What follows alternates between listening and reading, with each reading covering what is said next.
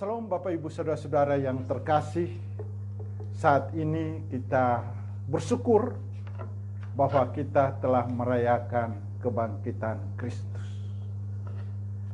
Kita bersyukur Yesus telah mati bagi kita dan Dia telah bangkit bagi kita. Dia telah memberikan satu kepastian dalam hidup kita, yaitu kepastian keselamatan. Saudara yang terkasih, kalau kita berbicara tentang Paskah, Paskah berarti kebangkitan kembali Yesus Kristus. Paskah artinya kebangkitan bagi dunia dan juga kebangkitan bagi manusia. Oleh karena itu, saudara harus memiliki pengharapan yang luar biasa, karena Yesus telah mati bagi saudara dan Yesus telah bangkit bagi saudara. Alkitab mengatakan, dan jika Kristus tidak dibangkitkan, maka sia-sialah kepercayaan kamu dan kamu masih hidup di dalam dosa. Saudara, Paulus memberikan satu penekanan yang sangat luar biasa supaya kita menyadari bahwa bukti dari kebangkitan yaitu adalah penebusan dosa. Paulus mengingatkan saudara dan saya supaya saudara dan saya dapat bangkit kembali dari segala keterpurukan, dari segala kelemahan, dari segala ketidakberdayaan, supaya kita dapat memahami diri kita bahwa ingat, Yesus telah bangkit bagi saudara dan saya. Oleh karena itu, tema khotbah saya pada saat ini yaitu ketaatan mengubah dunia. Paskah merupakan rahasia yang harus dapat diterima oleh iman percaya kita. Hari ini berapa banyak dunia belum mengenal tentang kebangkitan Kristus. Oleh karena itu, kita yang telah ditebus, kita harus mempraktekkan kebenaran firman ini, kita menghidupkan firman ini agar orang yang tidak percaya menjadi percaya bahwa Yesus yang kita umat Kristen sembah adalah Yesus yang telah hidup dan telah mengalahkan maut. Mari kita baca di dalam Roma 6 ayat yang keempat. Saudara, seperti Kristus yang telah dibangkitkan dari antara orang mati oleh kemuliaan Bapa, demikian juga kita akan hidup dalam hidup yang baru. Hari ini mungkin saudara belum memiliki satu kehidupan yang lahir baru.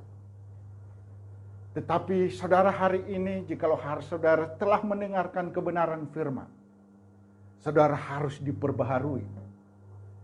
Mungkin saudara sudah memiliki kehidupan keagamaan yang baik, tetapi saudara harus menerima Kristus sebagai Tuhan dan Juru Selamat, supaya saudara diperbaharui oleh firman, agar firman itu senantiasa menjadi rema dan membuahkan hasil yang baik, supaya buah pertobatan itu ada dalam hidup saudara dan saya.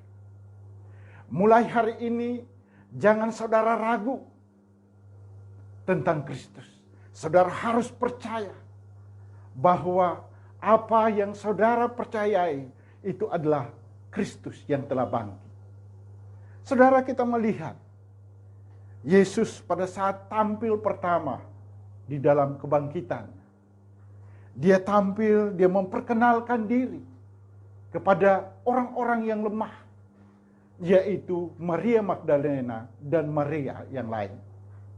Kita melihat Yesus ingin membuktikan kepada kita bahwa orang yang lemah, kalau berjumpa dengan Yesus secara pribadi, akan mewartakan karya ilahi, mewartakan Injil Kristus kepada orang lain, karena dia telah diperbaharui. Saudara, hari ini mungkin saudara belum berjumpa secara pribadi, dan saudara katakan bahwa, oh, saya ini adalah orang yang lemah, orang yang tidak mengerti tentang kebenaran firman, orang yang pendosa. Tetapi hari ini saya mau mengingatkan saudara bahwa Yesus mati, bangkit bukan untuk orang benar, tetapi orang berdosa dan orang lemah. Saudara, berita kebangkitan inilah yang harus kita gemahkan dimanapun kita berada. kita menghidupkan itu di dalam rumah kita, keluarga kita, di dalam pekerjaan, dimanapun kita berada. Oleh karena itu saudara harus tetap membaca kebenaran firman. Karena apabila saudara membaca firman, maka rema itu akan ada dalam hidup saudara. Jangan saudara ragu, dan jangan saudara takut untuk menyampaikan berita kebenaran tersebut. Ini adalah satu berita sukacita, satu berita kedamaian. Dunia tidak akan pernah memberikan damai. Dunia tidak akan pernah memberikan sukacita. Tetapi damai dan sukacita apabila engkau bertemu secara pribadi dengan Tuhan. Saudara, yang kedua, beritakan tentang kebangkitan agar orang memiliki kepastian tentang kehidupan yang kekal. Saudara, saya percaya setiap kita, baik sebagai bapak keluarga, kita menginginkan bahwa istri dan anak-anak kita hidup dengan dalam kekekalan. Demikian juga kalau kita sebagai orang yang percaya kepada Kristus, kita adalah keluarga Allah. Pasti kita menginginkan setiap orang yang berjumpa dengan kita akan memiliki kehidupan yang kekal. Ini adalah satu konsep ilahi. Marilah kita membangun konsep itu di dalam kehidupan kita. Bagaimana orang dapat melihat ada satu kehidupan yang kekal. Mumpung pada saat ini wabah penyakit merajalela di seluruh dunia. Tampilkan diri saudara bahwa saudara ada memiliki kepastian kekekalan. Yaitu dengan apa? Dengan kita peduli terhadap orang lain. Kita care terhadap orang lain. Supaya orang dapat melihat, oh memang benar, di dalam diri kamu ada Kristus. Di dalam diri kamu ada sinar kekekalan dalam hidup kamu. Sekalipun kita merasakan hal penderitaan yang sama, tetapi kita dengan karya Kristus, maka ada satu terjadi perbedaan yang luar biasa dalam hidup kita. Saudara yang kekasih, hal yang ketiga, kita harus katakan Yesus mengubah ketakutan menjadi pewarta. Ini penting ini, saudara. Ya. Jadi hari ini yang Tuhan inginkan kita tetap menjadi pewarta. Saudara, saya memberikan satu ilustrasi. Bagaimana kita bisa mendengar Radio Maestro apabila satu, kita memiliki radio. Kedua, kita harus memiliki baterai dan perlengkapan di dalam radio tersebut. Saya percaya, apakah itu cukup? Belum.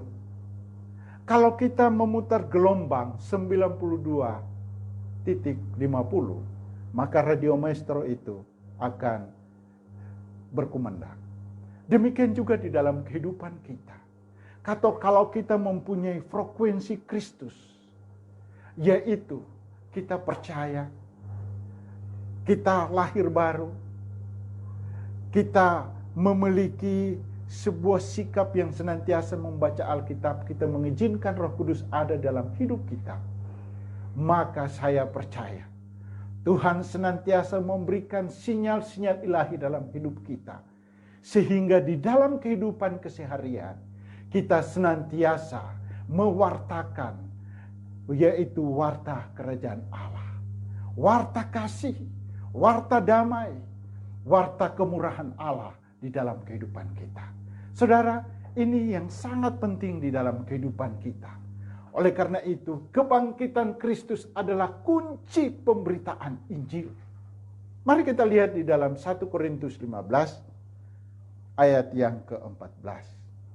Kalau Kristus tidak dibangkitkan, maka sia-sialah pemberitaan, kepercayaan kita. Hari ini kita telah merayakan kebangkitan Kristus. Dan beberapa saat nanti Yesus memberitakan satu pemberitaan dan memperkenalkan diri kepada dunia orang mati bahwa Dia adalah Tuhan dan Juru Selamat, Dia berkuasa atas maut. semua rantai-rantai dosa itu putus dan dibinasakan karena Dia telah mengalahkan maut. Saudara, hari ini keselamatan yang Yesus berikan menjadi jaminan bagi hidup kita dari hari ini sampai selama-lamanya. Oleh karena itu hari ini dimanapun kita berada, kita harus tetap memberitakan Injil Kristus. Karena Kristuslah yang merupakan jaminan dalam hidup kita. Saudara, jelas jika Anda percaya kepada Kristus yang bangkit sebagai Tuhan dan Juru Selamat, Ia akan bersama-sama dengan Anda. Bukan saja bersama-sama dengan Anda, Dia juga bersama-sama dengan keluarga. Oleh karena itu, beritakan kabar kasih ini kepada istrimu. Hari ini mungkin istrimu belum bertobat, atau suamimu belum bertobat, atau anak-anakmu belum bertobat. Mari, ajaklah mereka percaya kepada Kristus yang bangkit sebagai Tuhan dan Juru Selamat.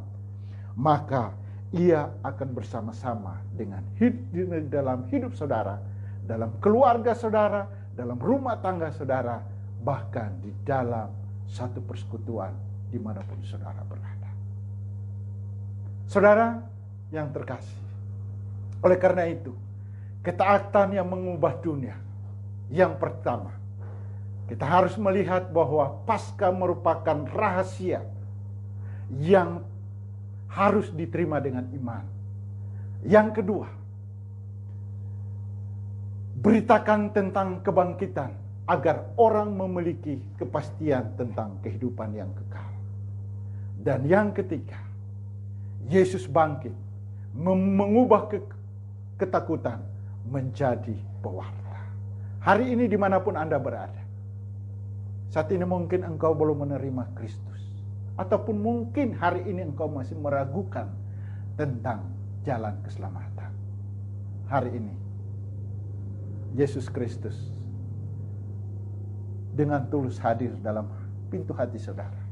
Bukalah hati saudara, izinkanlah Dia, dan saudara berdoa, Tuhan, hari ini saya mau menerima Engkau sebagai Tuhan dan Juru Selamat dalam hidup saya. Saya percaya Engkau telah mati dan bangkit mengalahkan maut. Engkau telah memberikan kepastian dalam hidup saya. Yang ketiga, Tuhan, jadikanlah Raja dalam hidup saya dan memerintah dalam hidup saya hari ini sampai selama-lamanya. Tuhan Yesus memberkati.